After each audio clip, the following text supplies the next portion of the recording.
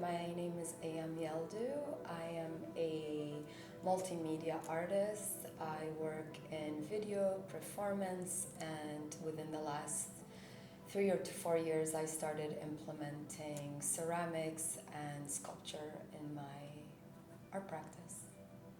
The main themes around my work are really about questions about the self, and the self that is in relation to memory, place, and world building. So when I look at the self, these are like more existential questions about belonging. And for me, when I start to look at these questions, I start to look back of the history of like where I come from and the history that's there and the narratives that surround this sort of not only like lived experience, but more as a grander whole of being part of a larger identity. And so that, as an artist, allowed for me to kind of rediscover the objects and unearth the objects and imbue narrative in them and retranslate them. So in the beginning of my practice, I was a video artist, or I am a video artist, and I am also a performance artist. And when I first started looking into the self and looking at place, I would use the internet as an archaeological site, essentially.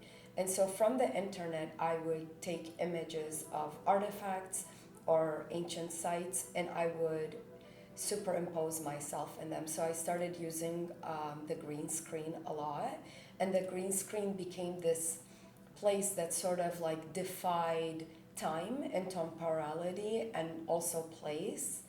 And I would just insert myself, and that allowed a kind of like defiance of place and time. When I started creating projections, so I would create projections, and it would either be a live performance where I would project an image or a video onto the wall, and then the physical body would be performing and interacting with the video and with the images.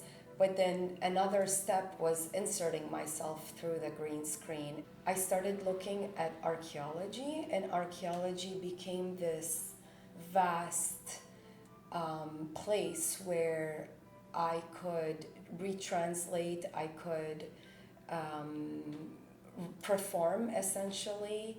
I could reclaim, in some ways, myself.